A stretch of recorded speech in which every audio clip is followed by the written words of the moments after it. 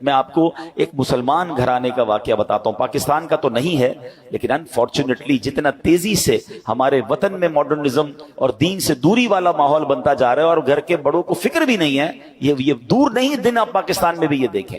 You کے کا واقعہ، ایک بھائی ٹریول پر گیا، والد کی طبیعت خراب تھی تو واپس آیا، تو کچھ دنوں بعد واپس آیا، والد صاحب گھر میں نہیں تھے، چھوٹا بھائی تھا جو اپنی گیمز میں اور اپنے موبائل میں اور کمپیوٹر میں، جو آج کا ایک نوجوان کا سٹائل ہے کہ لگا رہتا تھا۔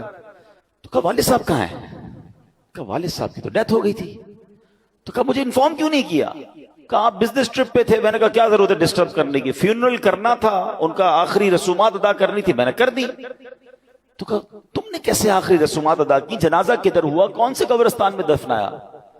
تو کہا جنازہ بھی کرنا ہوتا ہے۔ میں تو گوگل پہ گیا، سرچ کیا کہ فیونرل کیسے ہوتا ہے، کسی کا ڈیتھ ہو جائے تو what we have to do. تو گوگل نے مجھے 4-5 آپشن دیے، میں نے سب سے سستا والا جو آپشن تھا ان پر کال کیا، وہ آئے اور ابو کو لے گئے، بس فنش۔ تو اس نے کہا یہ تم نے کیا کیا؟ آپ کو پتہ کیا ہوا اس مسلمان والد کے ساتھ؟ جب سرچ کیا کہ کس فیونرل والے کو دیا ہے، تو جو سب سے سستا آپشن تھا کہ وہ میتوں کو آگ لگایا کرتے تھے۔ اس نے یہ نہیں، اس کو یہ پتا بھی نہیں تھا کہ جنازہ کچھ ہوتا ہے، اس کو یہ نہیں پتا تھا غسل میت ہوتا ہے، اس کو یہ نہیں پتا تھا کہ جناب قبرستان میں دفن کیا جاتا ہے۔ میں مسلمان گھرانے کی آپ کو واقعہ سنا رہا ہوں جو میں نے خود جا کر سنا ہے۔ اب مجھے بتاؤ، اس بچے کا قصور تو تھا مگر کیا والد کا قصور نہیں تھا؟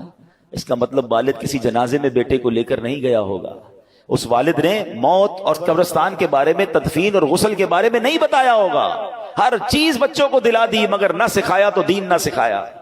میں اور آپ دنیا سے جانے والے ہیں، ہم سب نے مرنا ہے، اور اس والد کی قسمت کتنی پیاری ہوگی کہ اس کے مرنے کے بعد اس کی اولاد اس کے لیے دعائے مغفرت کرے، اس کے لیے ایصال ثواب کرے، مگر یہ سکھائیں گے تو کریں گے نا۔